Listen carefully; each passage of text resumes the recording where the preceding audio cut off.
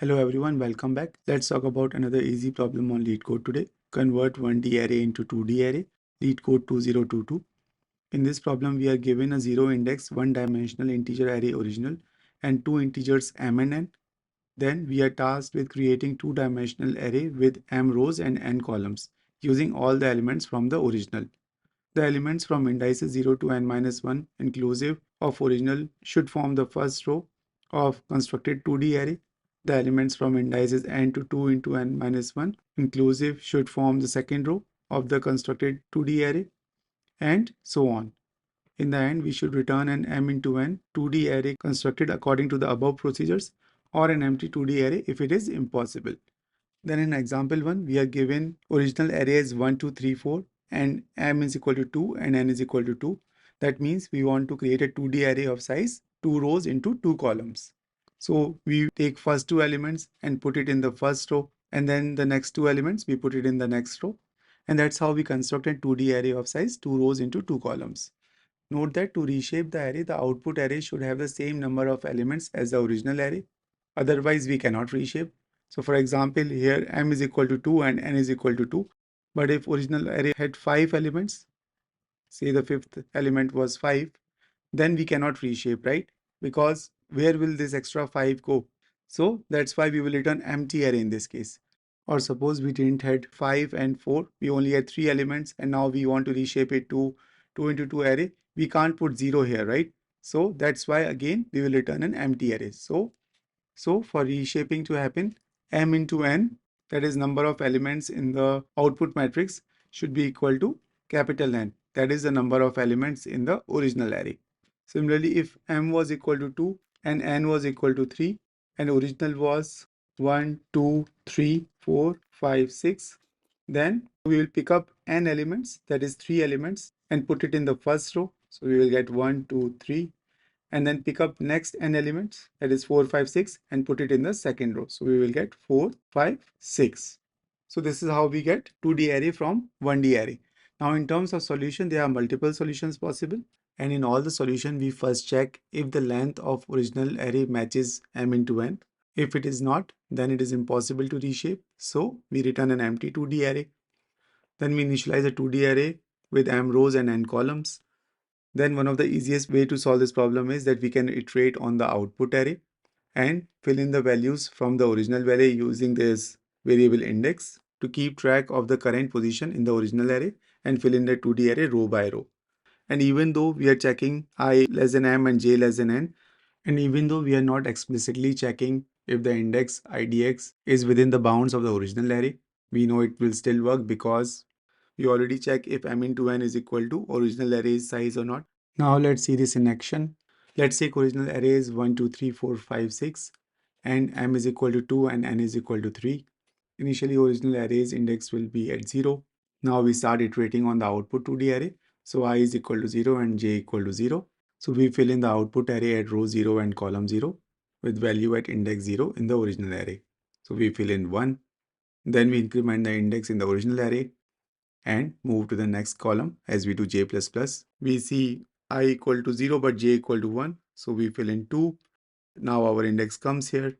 Then we similarly fill in 3, 4, 5 and 6. And finally we return this output array.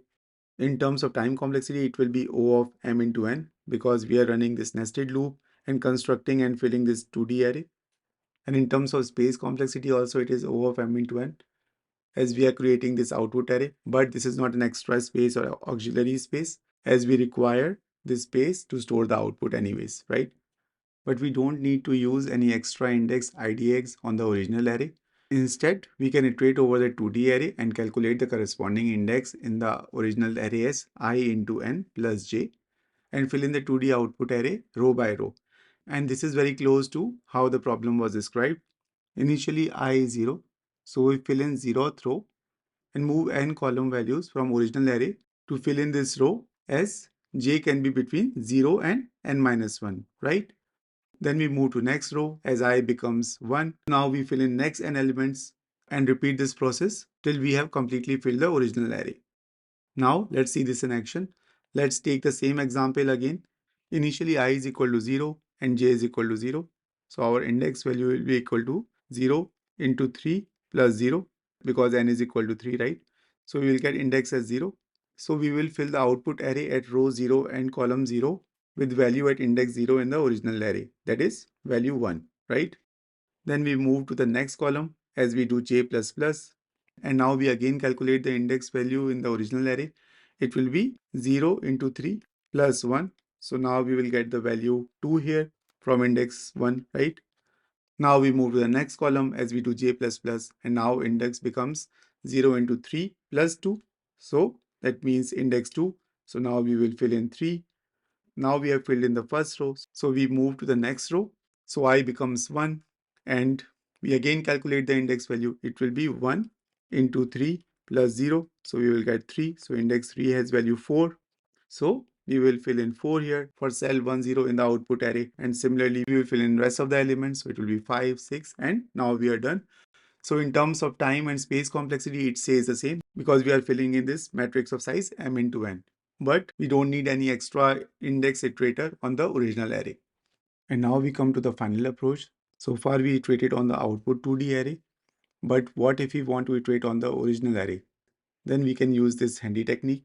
Say we iterate on 1D array with index idx.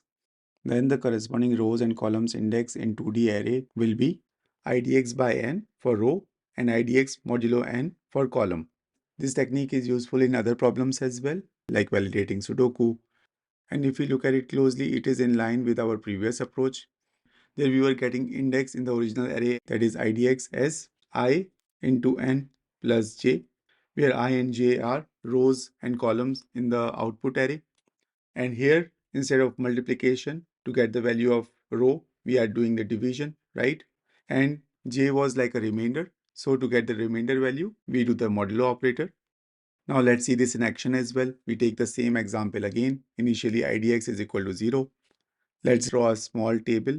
Here we take the idx value. Here we will have row as idx by n. And here we will have column as idx modulo n. So initially index in the original array, that is idx is equal to 0. So our row value will be 0 by 3, that will be 0 again, and 0 modulo n will also be 0, right? So we got row and column as 0 in the output 2D array. We fill in the value in the output array for row 0 and column 0 with value at index 0 in original array. So we will fill in 1. Now we got the index 1. We can see that 1 divided by 3 is 0. 1 modulo 3 is 1. So now we fill in the value at cell 0, 1 for index 1. So that is 2. Then we increment the index and we come to index 2. So for row, we will do 2 by 3, that is equal to 0. And for column, it will be 2 modulo 3, that is equal to 2. So now we will fill in the value for cell 0, 2 in 2D array for index 2. So that is the value 3. Now the idx becomes 3. So we will do 3 by 3, that will give us 1. And 3 modulo 3 will be 0, right?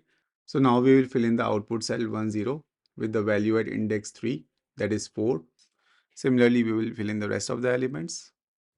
And in terms of time and space complexity, it is still O of m into n, because when we are looping on this original array, the length of the original array is equal to m into n. Otherwise, we cannot remap at all. Now let's jump into the code part. So we covered multiple solutions in this video, and the link of all those solutions is available in the description below. Here I will be covering the code for the last approach. So first thing we will check is if length of the original array is not equal to m into n. Let n be the length of the original array. If it is not, then we will return the empty array because we cannot remap the original array to the 2D array. Now let's define our answer or 2D array, and we can start looping on the original array.